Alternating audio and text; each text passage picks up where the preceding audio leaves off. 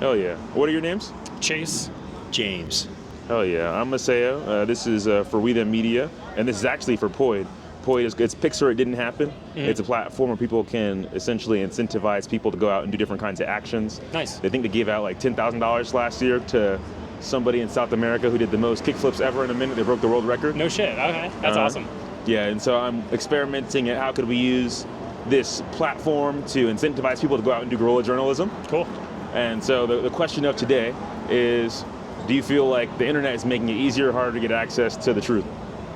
That's a great question. I feel like it's easy. It's a twofold question, right? Mm-hmm. Like, I believe that it is easier to get access to it, but then the truth kind of ebbs and flows in a way where people assume things are the truth, and then it kind of gets blasted. And then also it's like you get the real truth by, going to the library and actually looking up the history that actually happened that you don't see on social media, that gets sort of whitewashed and everything as well.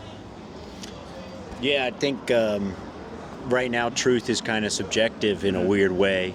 So the internet does offer you your truth if you're looking for it, but it also can offer you the more objective truth. But you just have to go dig a little deeper and find sources that are actually high quality and do their research and not just like some Reddit page. Do you have a favorite subreddit? Favorite subreddit? I play in a lot of Red Dead Redemption, so I'm doing Red Dead Redemption 2 subreddit. They're showing me all the secrets. Okay, that's good truth. Yeah. That's a good one. I just got back into old school RuneScape. Okay. So OSRS subreddit's great. And then, I don't know, just a bunch of like woodworking stuff and everything too. Okay, and so what do you guys, like, that's kind of what I think is interesting, right? That we can start to aggregate truth together, or like create this spaces for collective sense making, like subreddits are like, do we agree, do we not agree, right? Yeah. It kind of creates a space for discourse. Mm-hmm. And so I'm curious, what do you think of the state of discourse? It's insane, man, especially with the prevalence of social media. Nobody can be right. Even if it's like, whether it's actual facts and everything, there'll always be somebody arguing that it's just not true. Mm-hmm. And discourse is great to have because it's just opposing opinions on things, right? But when it's actually historical facts, it's true or it's not. Mm-hmm. And I feel like with how discourse is nowadays, it's like you either believe what I believe or you can just get the hell out of here and I'll just attack you. And it's so, I don't know, polarized, and it's just awful. Yeah, it doesn't really seem like discourse is really used to communicate your understanding to another person. It's more about trying to score points most of the time. Reddit and the internet have kind of turned it into a likes, upvotes kind of thing. And so people just say whatever gets likes. Are you two from Denver? I'm from Maryland. I'm from Illinois. Oh, okay. But then I've been here for 10, 11 years already, so. Oh, okay. Yeah. I'm from here now, Yeah, I know what you're saying. Yeah. And so what do you two think about the state of Denver now and like how it's evolved over the last couple of years? How long have you been here? I've been living in Denver probably like 5 years now. Okay. Boulder before that, but as far as it's changed, it just feels like there's more homeless people on my block, but that's just my block. Mm-hmm. And why are there so many homeless people here?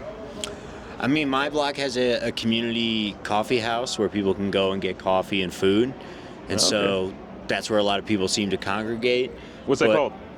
I'm not exactly sure, honestly. It's on. It's pretty cool. Yeah. Where is it at? 14th and Pearl. If you need some food or some coffee, they got you.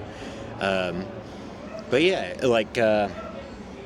I don't know, Denver seems like the rest of the U.S. in that we're all struggling to eat and have a shelter over our heads, mm-hmm.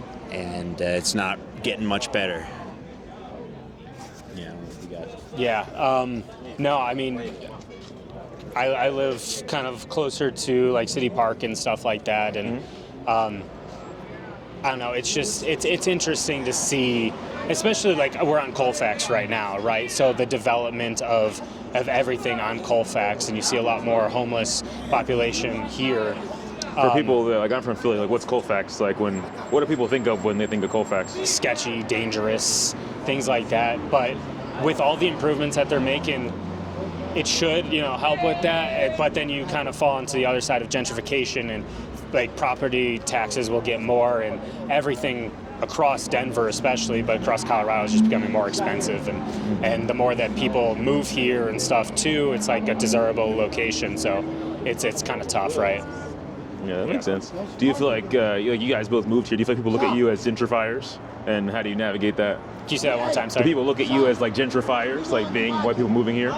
Probably, because I feel like I like coming here from like Illinois/Chicago area, and then moving here, and then being, I just got married, so we have a 2 household income and stuff congrats. like that. So we're, thank you, able to afford more, but it's at the same time, it's like, okay, we can afford more, but then rent across the city is going up because people like me can afford more and things like that. And it's just a never-ending cycle of everything's becoming more expensive, and it's just awful. I mean, yeah, probably. I do make minimum wage in Denver, which is well paid compared to other cities. I believe now it's at 19 an hour, which is news to me. Yeah, it's pretty it's good. $7.25 in Philadelphia.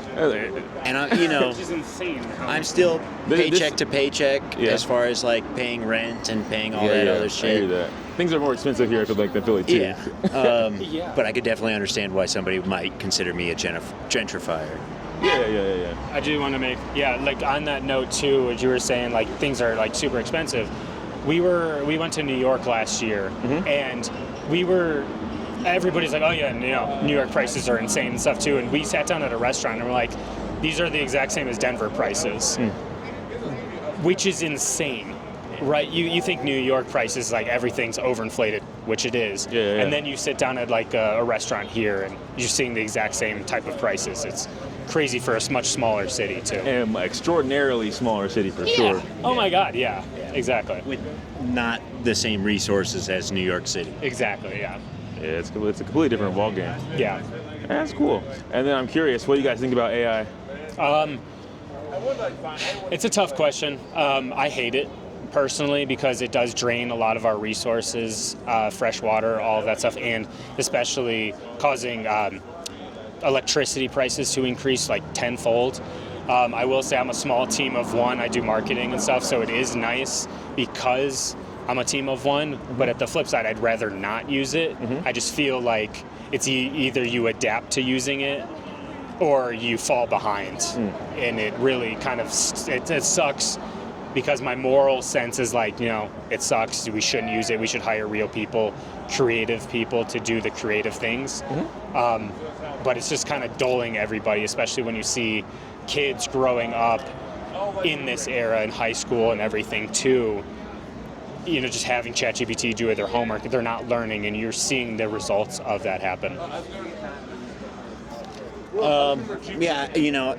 I definitely don't use it in my work, so I can kind of see it separated as being like a useful tool, but it does seem a little overhyped in some ways. Oh, you think it's overhyped? In some ways, it's like a bubble in any sense. Like Amazon, you didn't know Amazon was going to be Amazon when the internet bubble first happened, or Netflix. Like we used to get Netflix in the mail. Now it's a totally different thing. So it's like, I'm sure AI will be useful in the future. We have no clue what that will look like currently. And what do you think about crypto? We're in Donald Trump's crypto era. Oh God. I've made some money off crypto, but it's not something I would say is like a consistent form of income or something it's you down should right now, so you'd be doing very well. Yeah. So I wouldn't say it's consistent, but it's something. If you feel like you can throw a couple of bucks into, I've done that and I've made money. Oh yeah. Great question. It's backed by nothing besides speculation, vibes, really. Again, same thing with James is like, I have some not even like a full Bitcoin or whatever, because that's just insane. But now, it can drop from 120 grand to 60 grand in like 3 days if it wanted to, and it's just not stable. We should not be backing anything behind it besides like gold, which is tangible, like actual tangible assets. But what about inflation? Inflation, in what sense? In crypto or just like, overall? All fiat speculation now. I really, I know what inflation is, but I'm not well versed in the whole, like the actual like definition and everything of it. Mm-hmm. And that's on me, really, of like not putting my, time and effort into like learning all the ins and outs of it. So I really can't answer that, unfortunately. Nah, it's all good. I started doing content in crypto actually, and so I came down here for ETH Denver. It was like the big crypto conference that happened like a week ago. Yeah. And so I've been traveling the world going to crypto conferences, Oh, cool. Ethereum conferences primarily. This is my 3rd time here in Denver. My longest time around though, so it's been pretty sick. Like, it's pretty fun to do these honestly. Yeah. And break out of my podcast background. But like, you want me to tell you what inflation is? Yeah. It's like this premise, right, that these centralized organizations, essentially, right, like the Fed can print as much money as they want, Mm-hmm. and any country around the world, they can print money. Like you say, you work for minimum wage. Yeah. There's somebody somewhere that can print as many hours of your time as they want, and when they do that, it devalues your minimum wage job because now there's more money, Mm-hmm. right? And so it's like the premise that everything's getting more expensive, but it's actually that all our dollars are getting like less valuable. Inflated. But our labor is not scaling, and so people envision Bitcoin as like the way to exit the economy so that you're not holding like devaluating Yeah. paper. That makes and sense. so while many people say, oh, Bitcoin, like maybe the dollar went up, and actually Bitcoin didn't move, or maybe like when Bitcoin goes up, the dollar's going down, right? Yeah.